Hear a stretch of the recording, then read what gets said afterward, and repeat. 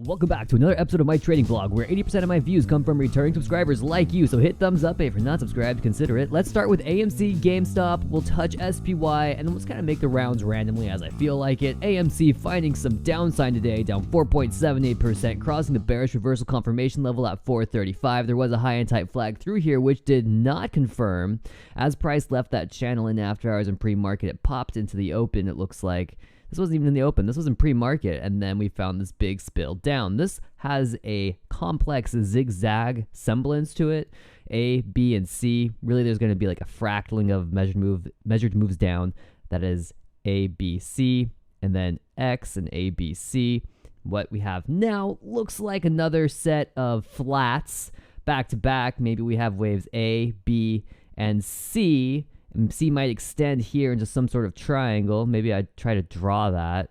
I mean, it's very possible. C typically doesn't form a triangle, right? This is typically wave B. So it's kind of weird to see that there. I'd be looking for that more in like a rising diagonal. It is curious. Looks like an extension though. This might just be some sideways grind that extends C, and then we have another flat. And we're going in for another zigzag. Possibly this looks motive heading down. I'd expect to find support near that low at 413 and move sideways for a while. It would be very appropriate for AMC to stay range bound for a bit, probably for a couple of days before breaking out and testing that 435 level again. I'm going to go ahead and duplicate this bearish reversal confirmation, put it at this low. If you see the price fall below 413, yeah, expect more downside. Bullish reversal from this level is going to need to be above this peak there that formed resistance, and we're not going to call it high and tight flag confirmation. Nope, we're going to call it bullish reversal confirmation, and it's on a small time frame, so don't get too excited. It's not like, oh yeah, bullish reversal $20. No, it's like bullish reversal maybe 450. Bear in mind, this is all under development. I see a triangle shaping up personally, a long sideways grind, and a reverse triangle even maybe at that, right? Something to be cognizant of is that there are some gaps to fill from forever ago down the $2 range, so just be aware. Be aware if you follow gaps. GME is next, going in here on the hourly time frame, getting into this mishmash of different waves, really just progressing along sideways after touching out at 1577 gives us a pretty good shot at forming a descending triangle. We don't know if that's going to confirm or not. We'll have to break that upper trend line and form a 1, 2, 3 trend reversal confirmation at that level. Implied volatility is now beginning to rise as the price is this low. We want to see implied volatility drop, actually. Implied volatility dropping would show or confirm that price action would be correcting. We want to see a correction first, and once we get above that 1924 level, that's wrong. Really, double bottom comes, that must have been on a smaller time frame. And there actually is a very small double bottom through here, right? There's a lot of these potential bottom patterns. That occurs when you have a corrective wave, and the second impulse of that corrective wave fails to set a new low. Price bounces. However, you're going to have to set a new high to really confirm that the larger trend is forming. So it's all about those wave degrees, and when they clash, you tend to get these sideways movements that form these bottoms. It's very curious to me. Now, moving on to SPY, I had a target earlier this week at 395, and we reached that yesterday. Yeah, this is a mishmash. Look at that. Does that make any sense to you? Let me zoom in a little more. Smaller time frame, 15 minutes. It'll be a little better. Just a lot of back and forth. Follow these blue notations, the minuet degree. A, B, C, A, B, C, A, B, C, A, B, C. Just back and forth and back and forth. We're starting to find some sort of channel. We could be narrowing in price range. If we have these repeating three-wave patterns through here as the price is rising, it's very, very, very likely that we're actually moving in some sort of B wave, a triangle, which would be very bearish. I had a couple of different iterations shown. This one I kind of like. It starts with A, B, C, D, and E overthrowing for wave B and a big measured move down with a target towards 373. We'll have that confirmation as price falls below 381. Gonna have to wait just for a little longer, but you can see where I'm starting to get a little nervous here because we could be in another triangle, another reverse triangle. How annoying, right? When corrective waves clash. Maybe we take a peek at the larger time frame. Let's go to SPX very quickly. I always say that, but it's never quick. These videos are always longer than I expect them to be. This is the big analysis, And you know who's supposed to be on my charts who's not is Stevie. You are on my charts, don't worry. It's just that typically I don't spend that much time on AMC, or I have too many charts on AMC, so I'll put you on this chart just to make sure you get on there. Remember, if you comment first and you are first, I will put you up here. Tim Sketchy, there you go. So, what are we talking about? What are we looking at? It's very possible that we've had a rejection of a bullish trend and a move lower. Setting this new low this week does confirm the break of this uptrend, which does mean we need to honor and respect the downtrend that is currently in place. I don't want to have a really bearish outlook until we get below that 37.83 level. Until we reach that level and see what the reaction is, we're not really a good idea. It's possible we're forming a 5-wave motive wave heading lower to there to find a bounce. That would give us a nice A-B action, and then impulse C would be sending us lower, probably testing the low from last year. And at that point, we'll be talking about whether or not we're going to go down to the target at 3,200. I mean, 317 on SPY is a good target. 3,200 on SPX is a good target. Really looking for this uptrend to be tested that formed off of the 2009 low and the COVID dip. That's where that uptrend comes from. I think we're going to go test that. And once we can start to push below there, then I think it's appropriate to call it a bear market. Everyone's going to be freaking out. It's going to be ridiculous. If you go back, look at the 70s. Let's go look at the 70s. I'm here, right? Let's just go have a look. What happened way back when? So in 1970, the price had found a low near 73.12 and rebounded to 118 before plummeting yet again to 63. This is like a 50% drop in the SPX.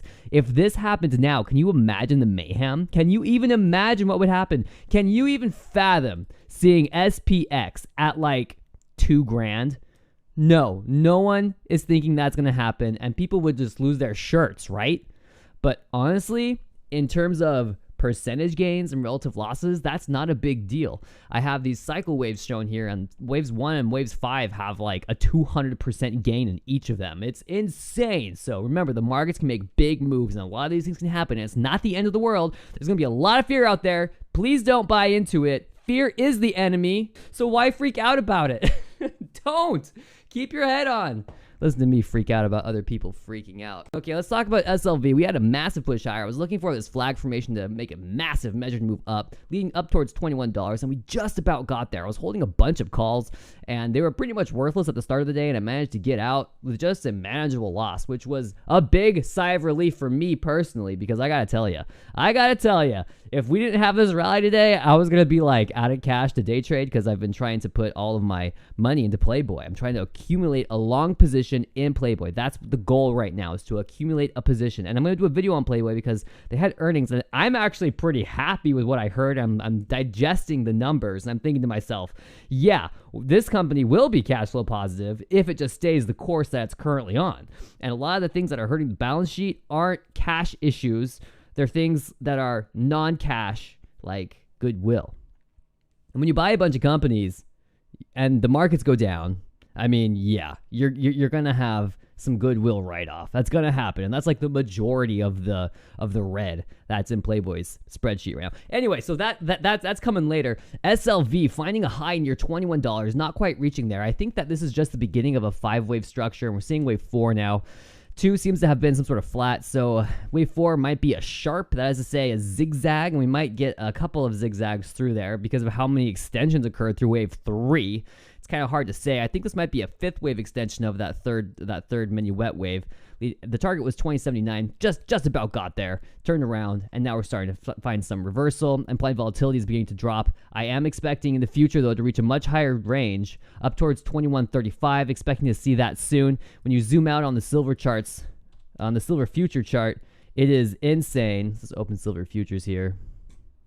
And I don't think I have anything on the 1 minute time frame, but if I zoom out, this is just like a quick little trend study, right? So silver peaked way back when in the 80s towards $35 on the monthly. I want to say that if I go onto the weekly max, that's somewhere near 50. Let's see, what have we got on the weekly? 41, whatever.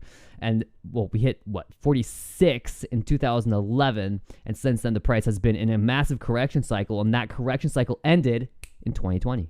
Really cool. We got an impulse wave higher, and since we've been correcting from that point in time, we don't really have a confirmation of this uptrend yet. This is a speculative uptrend, but my conjecture is that we're seeing impulses 1 and 2 through here, and we're getting 1 of 3, 2 of 3, and we're about to enter 3 of 3 on a very high Elliott wave degree.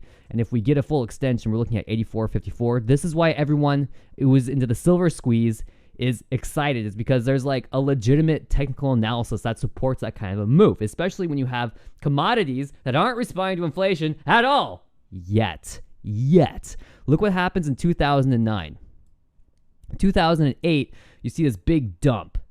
And then what happens? The TARP Act. All that money floods in, and you don't see a new high in silver until 2010, and peaks in 2011. So the financial crisis occurred in 2008, and it took 2 years for that legislative money to hit it took 2 years for that inflation to manifest itself in the price of silver.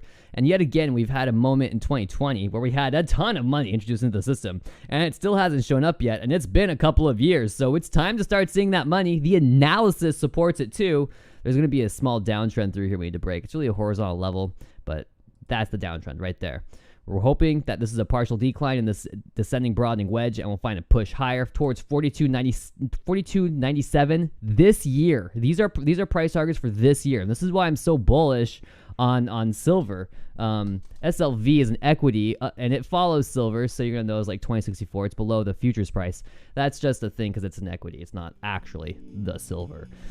Okay, so I think that's all I'm going to go over right now. This is kind of long. I got to go. But stay tuned this weekend. There's going to be more analysis on Playboy, including the charts, and I'll share my positions. I'm going to pull up my trades really quick. Here are the trades I had for the week. It wasn't a good week. I did take a haircut, that's for certain. I'm going to show my account balance as well.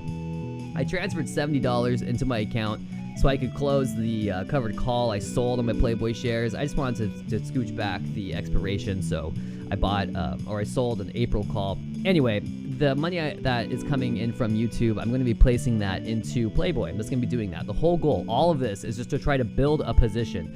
And I think Playboy is the company I want to do that in. So thank you for supporting. Thank you so much. And hey, show up this weekend because I'm going to be live on Sunday. Have a good weekend.